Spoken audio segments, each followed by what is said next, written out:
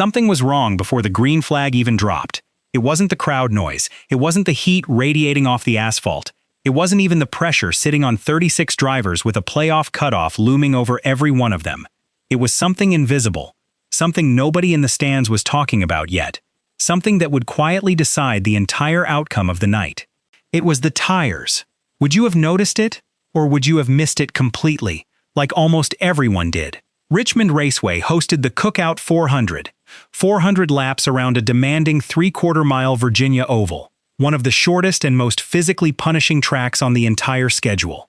Goodyear brought a tire combination already tested at Martinsville and North Wilkesboro, but the left side tire this time was deliberately softer, engineered for faster fall-off than teams had experienced before at this track.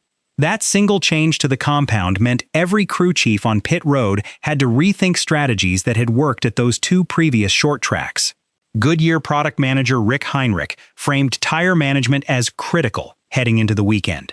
This wasn't an accident. Goodyear had engineered unpredictability into the race on purpose, knowing full well what that decision could set in motion once the laps started piling up and the sun beat down on the asphalt. So ask yourself, if a tire company can quietly decide how a race unfolds, who's really in control on Saturday night? The drivers or the rubber under them? And speaking of things worth sticking around for, this channel, NASCAR Trackline TV, is closing in on 1,500 subscribers, and every single one of you watching right now is part of getting us there. If you haven't hit subscribe yet, this is exactly the kind of breakdown worth staying for, because Richmond only gets more intense from here.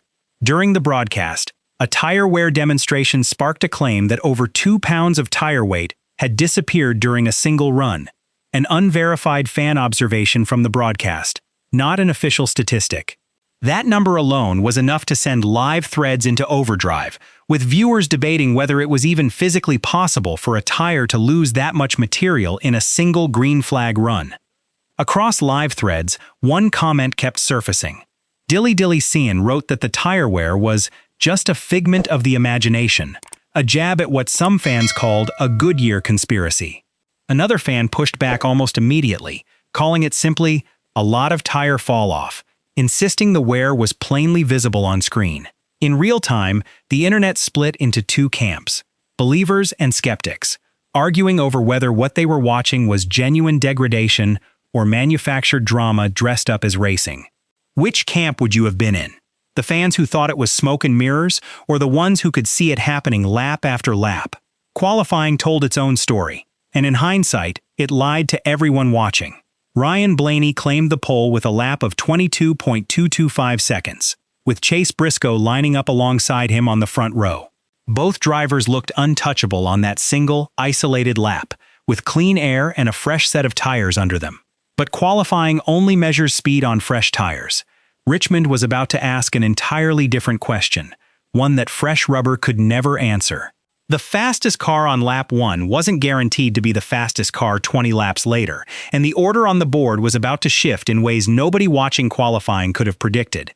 If you had to bet right now, does raw speed win this race, or does patience? Lock in your answer, because it's about to get tested. Early in the race, crew chiefs faced brutal, uncomfortable decisions. Pit early and lose track position, or stay out and hope for a caution that might never come. Every lap that passed without a yellow flag made that decision heavier, because staying out too long on a softer left side tire risked losing far more time than a scheduled stop ever would. In-race chatter picked up on it immediately. Fans noticed Blaney's tires were barely a lap fresher than Austin Cindric's, yet the gap between the two cars was shrinking fast despite that difference. The term short pitting entered the conversation. Insider language the audience was suddenly being let in on as the strategy calls piled up.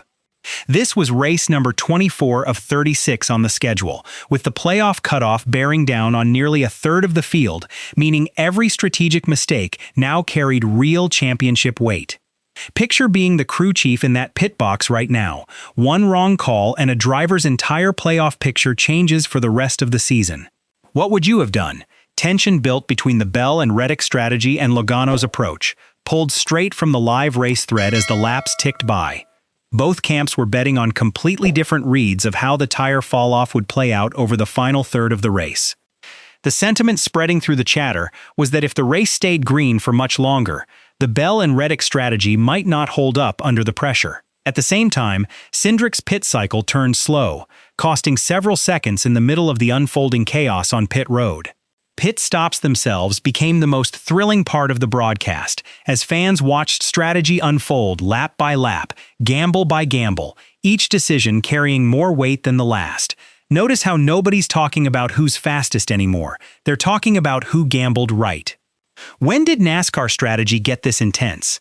Step back, and this stops being about one race. It becomes about what happens when a manufactured variable, the tire, starts influencing championship outcomes for drivers who spent an entire season fighting for a playoff spot. If a tire mistake costs a driver that spot, does the conversation shift from exciting racing to, was this too aggressive, too manipulated? To be clear, there's no accusation of wrongdoing here. This is not evidence of a scandal, but the perfect conditions for speculation, because the variable itself is invisible to casual viewers watching at home. A crew chief from Joe Gibbs Racing put it plainly. Tire degradation is a bigger deal at Richmond than at other tracks on the circuit. So here's the real question NASCAR has to face. Is this the future of short-track racing, or is it a warning sign nobody's prepared for? Comment below what you think, and let's see where the majority lands.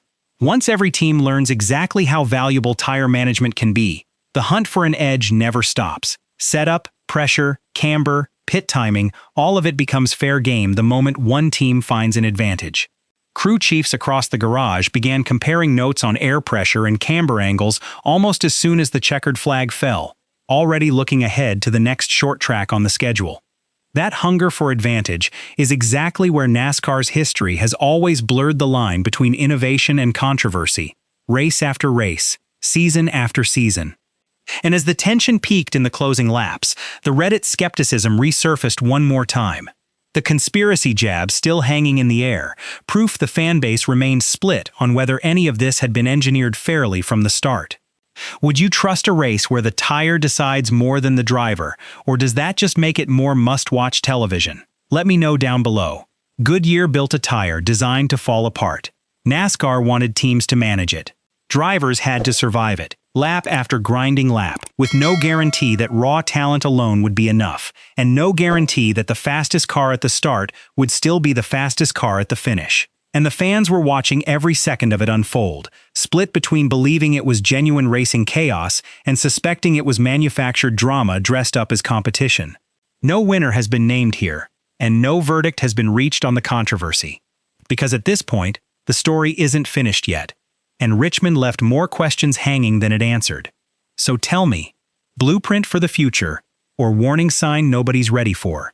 Drop your answer below before you go. And if this kind of breakdown kept you hooked from start to finish, do me a favor, comment your take, hit like, and share this video with another NASCAR fan who needs to see exactly how this one played out. If you enjoy real NASCAR breakdowns like this, you'll like what's coming next.